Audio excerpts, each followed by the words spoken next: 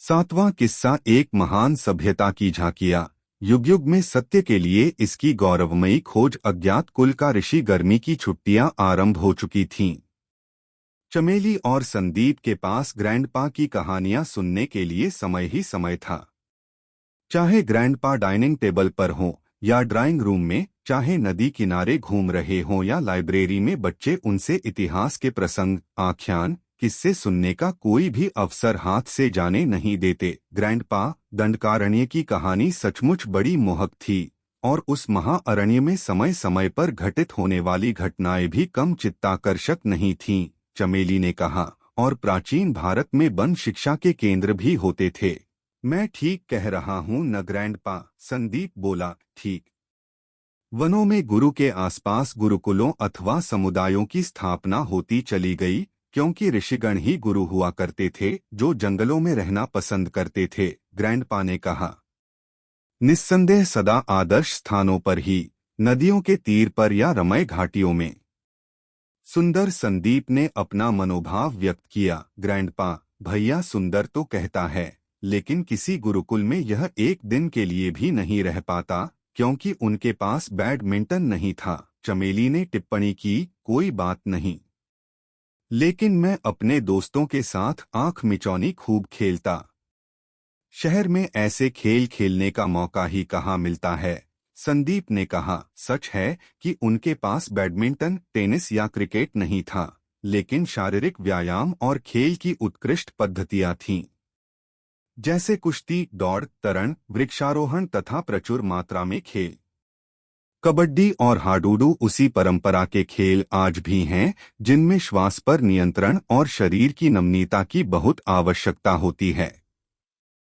इसके अतिरिक्त क्षत्रिय परिवार के बालकों को धनुष विद्या, असिक्रीड़ा, लाठी भांजना भी सीखना पड़ता था। ग्रैंडपा ने कहा। हाँ, याद आया। उस समय वर्ण व्यवस्था क्या बहुत कठोर थी? ग्रैंडपा, संदीप ने पूछा। वर्ण व्यवस्था के प्रारंभ का हमारे यहाँ कोई विवरण नहीं है, लेकिन एक चीज निश्चित है।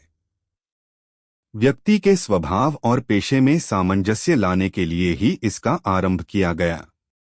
कुछ ऐसे लोग थे जो साहसिक कार्य पसंद करते थे, उनके लिए क्षत्रिय का पेशा था। कुछ लोगों को व्यापार अच्छा लगता था, वे वैश्य कहलाते थे। कुछ कृषि करना तथा तरह तरह की सेवाएं देना चाहते थे, ये शूद्र कहलाते थे। जो शास्त्रों के अध्ययन और ध्यान में रत रहते थे, वे ब्राह्मण कहे जाते थे। सभी कर्मों को समान महत्व दिया जाता था। हमारा सामान्य ज्ञान कहता है कि आरंभ में यह वर्गीकरण वंशानुगत नहीं रहा होगा। ग्रैंडपा यह कहकर रुक गए। तब यह वंशानुगत कैसे हो गया? संदीप ने जिज्ञासा की। व्यावहारिक कारणों से। शास्त्रों के अध्ययन और कर्मकांडों के वातावरण में रहने के कारण ब्राह्मण का बेटा अनायास ही इनमें रुचि लेने लगा।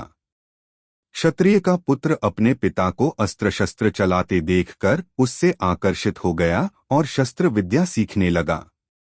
उसके पिता को अपने बेटे को सिखाना अच्छा लगता होगा। यही बात अन्य दो पेशों के साथ भी हुई होगी।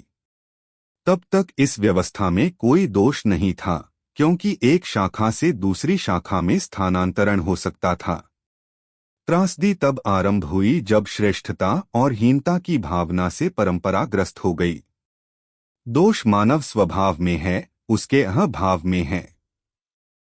आशा करें कि एक दिन आएगा जब हम सब अपने अहंकार भाव से कहा ऊपर उठ सकेंगे। क्या ऐसे उदाहरण हैं कि किसी ने अपने वर्ण के पेशे को छोड़कर दूसरा पेशा अपना लिया हो? चमेली ने जानना चाहा। इस आदर्श के वंशानुगत पद्धति में बदल जाने के पूर्व ऐसे हजारों उदाहरण अवश्य होंगे। जब यह एक पद्धति बन गई तब भी बहुत दिनों तक इसमें नमनीयता बनी रही।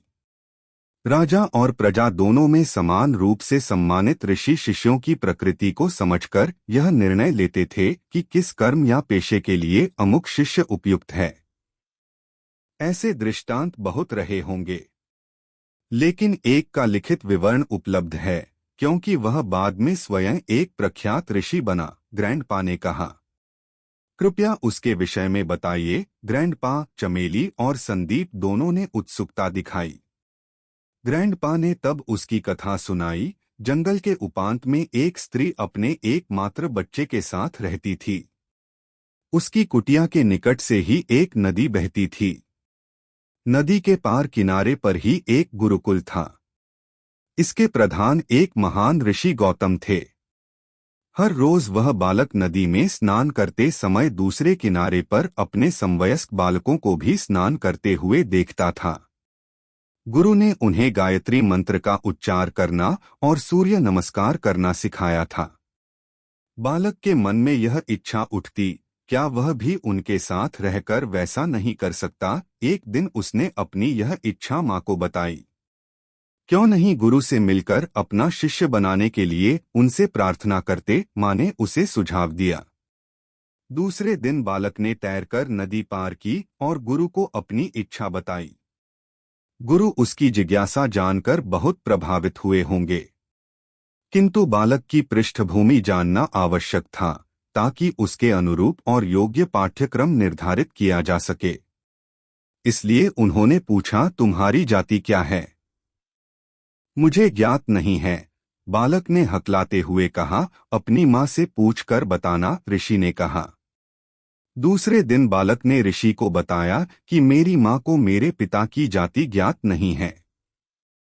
कोई बात नहीं, किंतु अपने पिता का नाम बता दो, ऋषि ने पूछा। मुझे ज्ञात नहीं है, गुरुवर, माँ से पूछकर आओ, ऋषि ने कहा। बालक अगले दिन गुरु के पास फिर आया, किंतु वह बहुत निराश दिखाई पड़ा। उसने कहा, गुरुवर, मेरी माँ भिन्न भिन्न समय पर भिन्न भिन्न घरों में नौकरानी की तरह काम करती थी। एक बार किसी घरेलू नौकर के साथ उसका विवाह हो गया, किंतु उसका उपनाम ज्ञात होने से पूर्व ही वह महामारी में काल कवलित हो गया। परिवार के भी विभाजित होने से वह अकेली रह गई।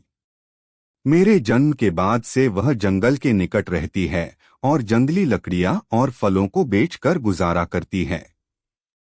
मेरे बच्चे, तुम्हारी जाति स्पष्ट है, तुम ब्राह्मण हो, ऋषि ने कहा और उसे अपना शिष्य स्वीकार कर लिया। ऋषिवर, आपने कैसे जाना कि वह ब्राह्मण है? किसी ने पूछा। जो सर्वदा सत्य बोले वही ब्राह्मण है।